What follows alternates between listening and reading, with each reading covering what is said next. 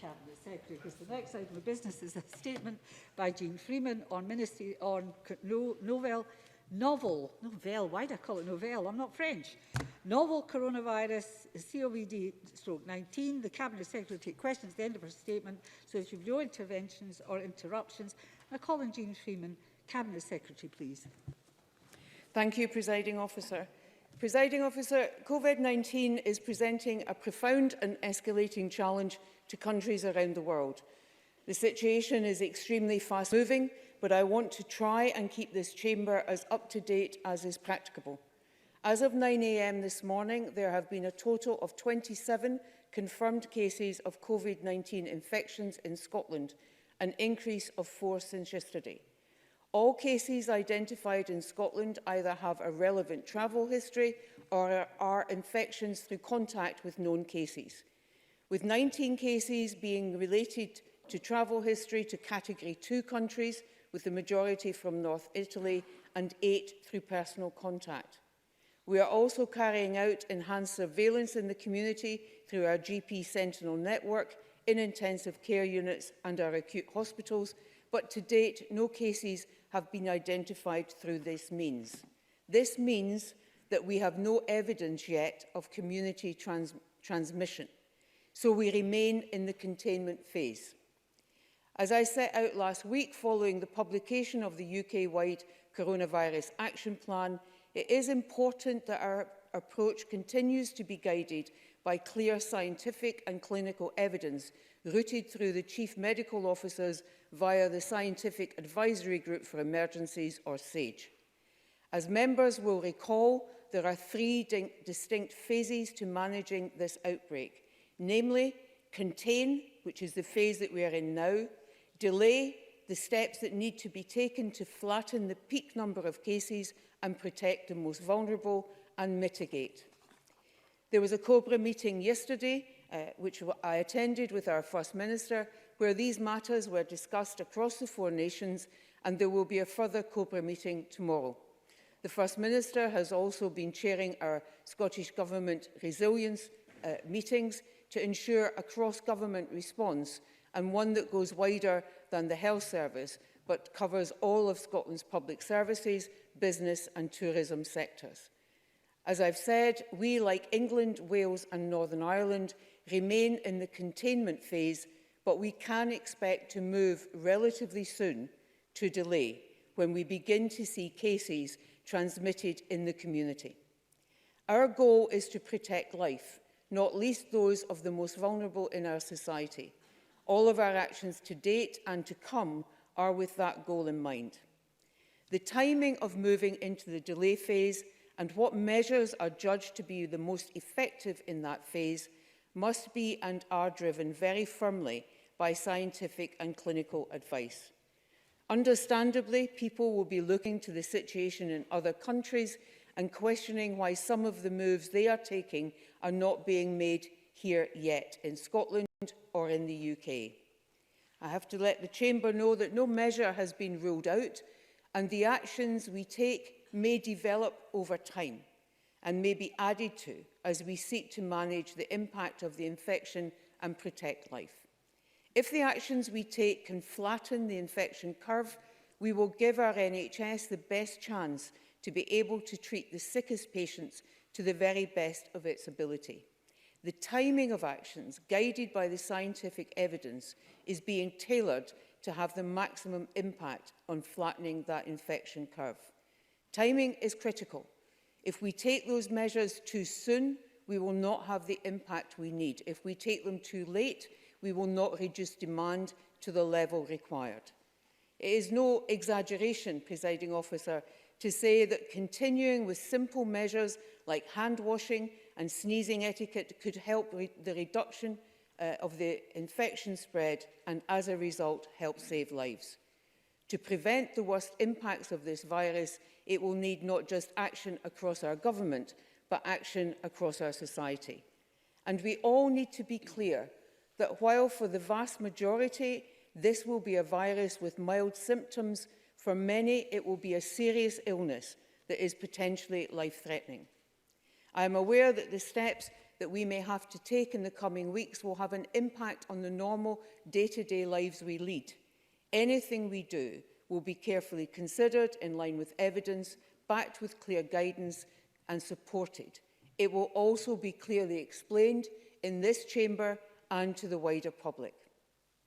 Work is already in hand to ensure the health and social care sector is as ready as it can be for any increase in cases. This includes work to scale up NHS 24 to enable telephone consultation should there be restrictions placed on people's ability to visit their GP or practice nurse.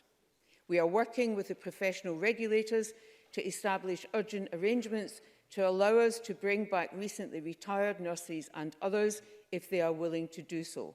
And work is also in hand to explore how we might use students who are close to finishing their training in nursing and in medicine to allow them to be registered temporarily to support our efforts if needed.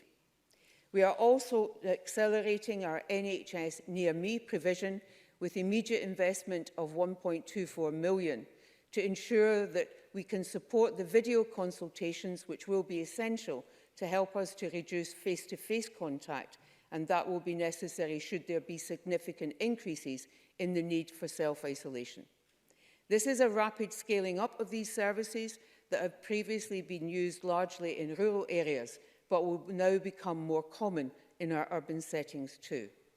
I have also taken the decision to postpone the annual NHS event, not because it is a large event, but because our hard-working frontline staff need to be able to focus their collective efforts on responding to this virus. So this is simply about not placing additional demand on our staff. Presiding Officer, I want to again put on record my sincere thanks and appreciation to all the staff within the health and social care sector who have and continue to be working incredibly hard in both responding to this evolving and dynamic situation and continuing to discharge the high-quality care the NHS Scotland is renowned for. But I also want to thank all members of the public for their support in following the advice of hand washing and use of tissues and on contacting NHS 24 or their GP if they have symptoms. They are acting to protect themselves and their families, but they are also acting to protect all of us. This has to be a societal response. I'm grateful to members for the support they have shown so far. I will continue to update this chamber as quickly as is practically possible, and I'm very happy, Presiding Officer, to take any questions. Thank you. Thank you very much, Cabinet Secretary. Cabinet Secretary now take questions on a statement of about 20 minutes. I call Miles Briggs, be followed by Monica Lennon. Thank you, Mr. Deputy Briggs, Presiding Officer. And can I start by thanking the Cabinet Secretary for advanced sight of her statement and also for the manner in which she's been opposition parties briefed on this important matter. Can I ask two specific questions? Firstly, in relation to bed capacity in our NHS. What further progress has been made over the last week to increase beds in every hospital across Scotland? And specifically, have ministers received any concerns from NHS staff with regards to equipment capacity, and also have any unions made these representatives as well? Cabinet Secretary.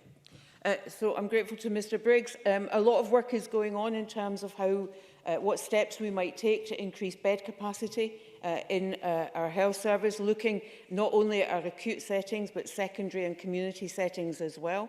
And that includes looking at what we need to do and what is possible to do to increase our intensive care units as well. As Mr Briggs will know, the primary treatment for those who are most ill from coronavirus is high-flow oxygen therapy, which will either be administered externally or through ventilator systems. The proportion from the evidence elsewhere appears to be shifting about what proportion of one or the other is needed. All of that is getting factored in. The work that is underway involves directly all of our NHS boards. And our boards are involving all of their area partnership forums. We were in direct contact with the senior Scottish representatives of all the unions involved in our NHS. And again, I co-signed a letter from the chair of the National Partnership Forum to staff because it is absolutely vital that they continue to be involved. In terms of equipment, there will be a need for additional equipment. The scale-up of Attend Anywhere involves the provision of additional equipment, and we have authorised that expenditure. The additional equipment is a UK-wide issue, and so we are looking to address it in a UK-wide basis and not get into some kind of competition. The four-nation approach has been very effective so far, and we are very keen to continue with that. Monica Lennon, followed by Emma Harper. Thank you, Presiding Officer. I also thank the Cabinet Secretary for advancing of her statement and for her regular updates in the Chamber and out with the art. Appreciated. Some concerns have been raised with me about testing for the virus, with some people who have a relevant travel history presenting with symptoms but being told that they are not viewed as a risk and don't need to be tested. So could you provide further clarity on when people can expect to be tested for COVID-19, and if further work is ongoing to ensure that testing will be widely available to those who need it and on a consistent basis? She'll recall I asked last week about NHS 24 capacity, so I appreciate the announcement about scaling up NHS 24. Can you say more about that, and will that include overtime or redeployment? And lastly, can I ask what discussions are taking place with the Scottish Drug Death Task Force and others to look at the particular needs of people who have substance misuse issues, who might be rough sleeping, who might be homeless and who need access to medication and might struggle to self-isolate at this time? Thank you. Cabinet Secretary. In terms of testing for the virus, it is a clinical decision that is taken through a conversation between a clinically qualified individual and the person concerned. They go through a number of questions, and the clinician decides whether or not the individual's description of their symptoms meets the case definition for COVID-19, and at that point, testing is instigated. So testing is widely available where those clinical decisions indicate that it is required. And as you know, we have 2 testing centres in Scotland now, in Glasgow and Edinburgh, with Tayside ready to scale up should that be needed, and Glasgow now taking on the confirmatory testing as well as Colindale down south. That's the issue around testing. If individuals have concern, in terms of NHS 24, we have 2 numbers. One is 111 for out of hours, where you believe you may have symptoms and you want to go through that exercise with the clinician at the other end of the line. The other is a free helpline number, which I will give for you in one moment. And that is, if you like, for those individuals who are a bit worried, a bit unsure about what they should do. It can be confusing about what's the best thing to do. Then phoning the NHS 24 free number 0800 028 2816. Happy to send that. I will write to all MSPs later today, and I will include that number in the letter. Is there as well for people to make contact. In terms of scaling up, that includes additional staff being recruited, as well as working with staff to look at additional shifts, patterns and so on. Being mindful that we are in this exercise for the long haul. So we need to be taking care of our staff as well as them taking care of others, and we are very mindful of that. In terms of vulnerable groups, there are vulnerable groups in a health sense, but there are vulnerable groups otherwise, as Ms Lennon says, and Mr Fitzpatrick this morning had a meeting specifically with respect to how we get that health reach to those suffering from drug addiction. Thank you. 11 members wishing to ask questions, about 15 minutes, and really everybody deserves to get the question asked, so be disciplined with your questions. Emma Harper, followed by Alison Johnson. Can the Cabinet Secretary confirm whether the experts who are providing the scientific advice to the Scottish Government and the UK Government are learning from experiences elsewhere, not least in Italy, who are clearly seeing the impacts of a significant infection outbreak? Thank you, Ms Harper. That's how to do it. Cabinet Secretary. Yes, I can. The modelling that I described last week when I made a statement was primarily at that point using data from China. That modelling is a continuous exercise and now factors in more data from Italy, but also from elsewhere in Europe. Alison Johnson, followed by Alistair Allen. I previously asked the Cabinet Secretary what action has been taken to support people on insecure contracts who may receive no payment at all if they're forced to self-isolate.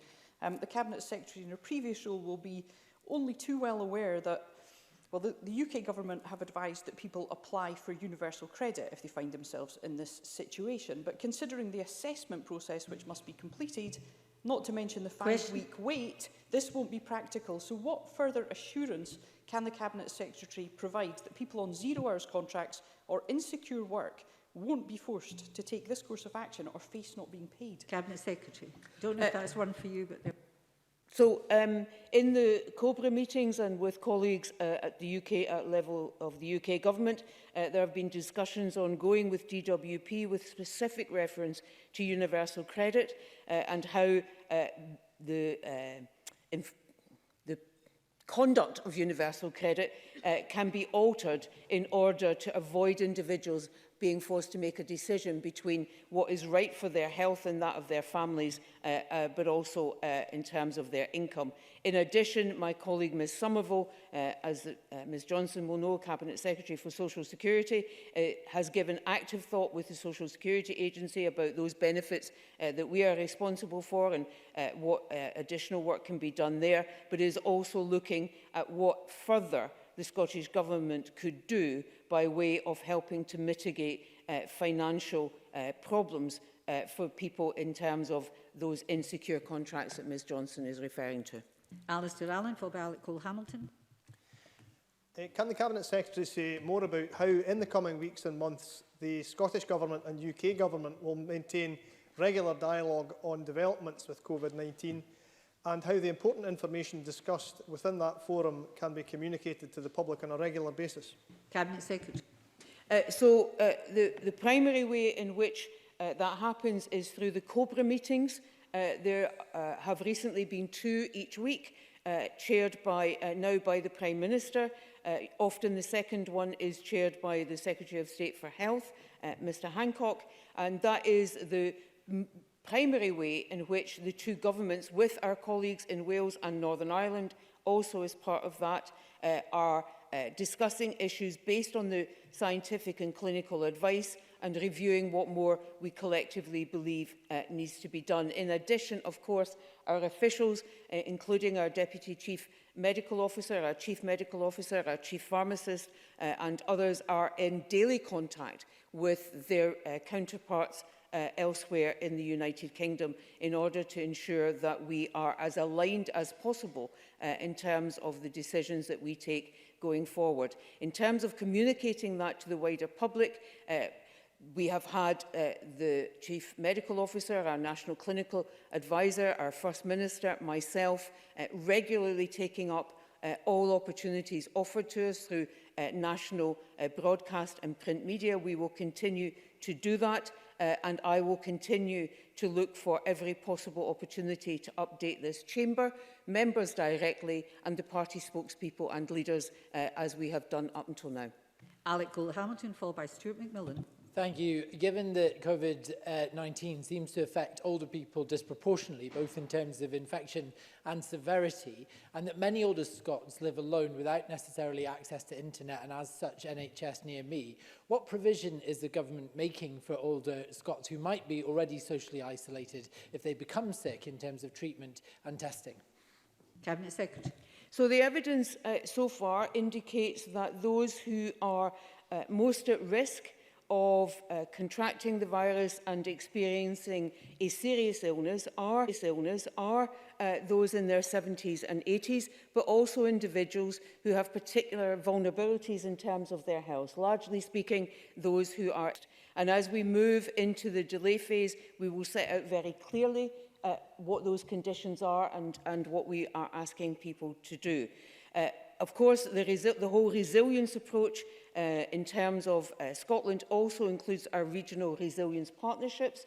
They have been stood up now for some days. That includes local government, as well as fire and police and health. But local government is critical here in the support that it can offer to those older people, as is our third sector. And of course, my colleague Ms Somerville and Ms McKelvey are actively looking at what more can we do to ensure that the necessary steps are put in place to support older people, particularly those who live alone and are isolated, either in terms of their social contacts or in terms of their geography. Stuart McMillan, followed by Brian Whittle. Thank you, Presiding Officer. As the Cabinet Secretary has made clear, people have got the vital role to play in helping us contain any outbreak by following the latest health and travel advice. And can the Cabinet Secretary reiterate the best places for the public to access advice on travelling at home and also abroad? Cabinet Secretary. So the two places that are key to advice in terms of travel and travel restrictions is the Foreign and Commonwealth Office website, which will keep people up to date on their very specific advice on travel. And in terms of our response and a whole range of other questions that people may have, the NHS Inform website, as well as that free helpline number, is where people should go for continuously updated advice, which also relates to the travel advice from the FCO. Brian Whittle, followed by David Stewart. Thank you, Deputy Presiding Officer. If I could raise a constituency issue with a pharmacy who, in replenishing their stock, have reported to me that they've been charged 3 times the usual cost for medicines such as paracetamol. So can I ask the Cabinet Secretary if she's aware of other instances such as this, and what can the Scottish Government do to ensure that ethical practice through this crisis? Cabinet Secretary. So I'd be very grateful to know the detail of that from Mr Whittle and any other such instance that arises from any member. As Mr Whittle and I were discussing only this morning in the committee, he will understand the interrelationship between devolved and reserved powers. So I will make sure that once I have those details, that my officials are raising that with their counterparts south of the border to see what we can do to ensure that unethical practices, really quite disgraceful practices, if this is the case, are prevented as far as it is possible for us to do that. Presiding Officer, if I may just take this opportunity to factually update the Chamber, I understand that the COBRA meeting will now take place on Thursday and not tomorrow. Thank you very much. I call David Stewart, followed by Annabel Ewing. Thank you, Presiding Officer. Can the Cabinet Secretary outline the Scottish Government strategy for the final stage of dealing with the coronavirus, which is the mitigation phase, particularly with reference to intensive care beds, which are in short supply relative to our European neighbours, such as Italy? Cabinet Secretary. So our current number of intensive care beds are proportionately the same across the UK. But as Mr Stewart quite rightly identifies, the evidence tells us that those who will be most seriously affected are likely to require, for some, intensive care beds.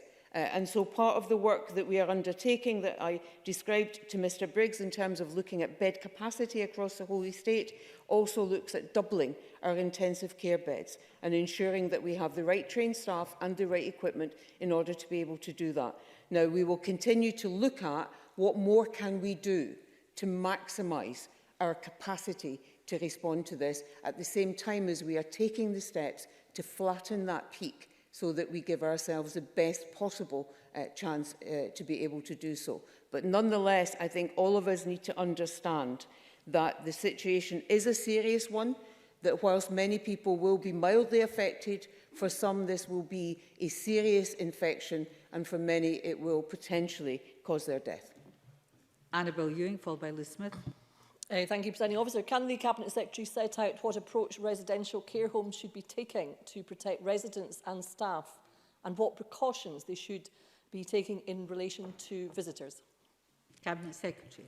So in terms of precautions, residential care homes should be ensuring that visitors, as well as their own staff and their residents, follow that very straightforward public health advice that we have been encouraging people to follow up until now as part of the containment phase, and indeed beyond that. And that is hand washing, use of tissues, and making sure that if anyone has any symptoms that they are concerned about, that call is made to the local GP surgery or to NHS 24. In terms of future work going forward, the planning that is underway now, that is clearly work that we undertake directly with our colleagues in COSLA.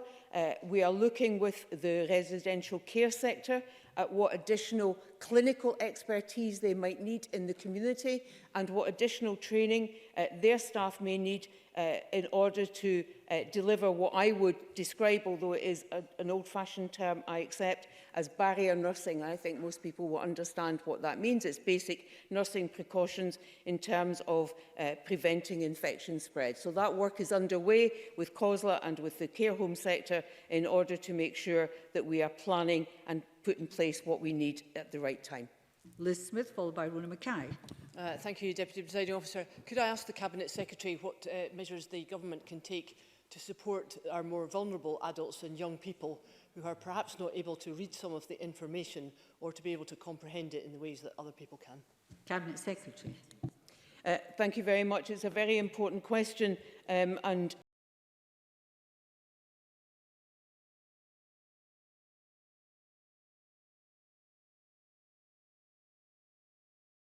reaching out to ensure that carers have the support that they need. This is an anxious time for them in terms of those that they care for, but also anxiety if they themselves become ill and therefore who will care for the individual that they are caring for. So all of that work is underway, and I would intend, as soon as it is possible and practical to do, to come back to the Chamber and update members on all of that. Rona Mackay, followed by Mary Fee. Thank you, Presiding Officer. Yesterday, in response to a question on testing at airports, the UK Government Health Secretary stated that the evidence from other countries that have tried temperature testing at airports shows it's not effective, can actually be counterproductive to the effort because it leads to a lot of false positives. Does the Scottish Government's scientific advice concur with this view of airport testing, and is the Cabinet Secretary content with the approach being taken at Scotland's airports at present? Cabinet Secretary. Yes, we are, and it does. Only a third of those infected by coronavirus demonstrate that infection by way of a spike in their temperature. So one of the difficulties with screening arrivals at airports is that you will miss people because they are not showing an increase in their temperature, and you have then false reassurance. So that is why screening at airports, and based on the scientific and clinical advice we have, is not the right precaution for us to take. And Mary Fee. I'm grateful to the Cabinet Secretary for the update on the increase in intensive care beds, but can the Cabinet Secretary assure the Chamber that additional intensive care staff will be in place as bed capacity increases? Cabinet Secretary. Thank you very much. It's a very important question. What we are looking at just now, and I should stress to members that whilst I am not bringing you absolute conclusions here, I want you to be assured that work is going on day and daily and has been for some time. What we are looking at now is the skilled staff that we do have, who are not intensive care staff, but who could, with some additional training, take on some of those roles, whilst leaving our highly specialised intensive care staff to do the things that only they are qualified to do. What that means is, in practical terms, is that as far as it is possible within the bounds of patient safety and good clinical care, the current model in normal time of how you would deliver care in an intensive care unit will have to shift a bit in order to allow us to cope with more people in intensive care beds with the maximum clinical input and the maximum patient safety. Thank you. That concludes questions on coronavirus. Can I thank the Cabinet Secretary and all members that's been managed to get all questioners in due to your own self-discipline. And we'll now briefly move on to the next statement.